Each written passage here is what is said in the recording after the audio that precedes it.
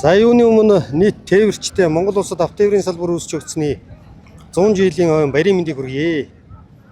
За автотээврийн салбарт бол уран жолоодлогын тэмцээн аль 1960-ад оноос хэрэгжиж явж байсан. Гисэн хэдиж багийн тэмцээнүүд бол хараахан байгаагүй. 2019 онд нийтийн тээврийн бодлогын газрын 50 жилийн ойгоор багийн тэмцээнийг санаачлан зохион байгуулж байлаа. Тэр үеэс хойш одоо 4-р удаага зохион байгуулагдж байна. Жилээс жил тэмцээний мань чадварууд, тамирчдын мань чадварууд нэмэгдэж байна. Тэмцээний төрлүүд нэмэгдэж байна.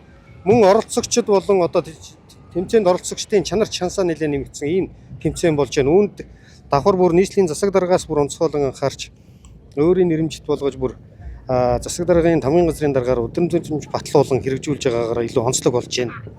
За энэ жилийн тэмцээнд бол өнгөрсөн жилээс бол нэг даалгавар нэмэгдэж орж ирж байгаа. 10 дахь даалгавар буюу туг сүлжээд 3 биенээ тойрох нэг ийм даалгавар шинээр нэмэгдсэн байгаа. Өмнөх даалгаврууд бол яг хэвээрээ байгаа. За багийн оролцогчдод бас тодорхой хэмжээний шалгуур тавьсан байгаа. Энэ шалгуурууд нь бол тухайн багийн гишүүдийн хувцлалтанд байна. Дээрээс нь харилцаа хандлагын сорилын тестүүдийг авч байна.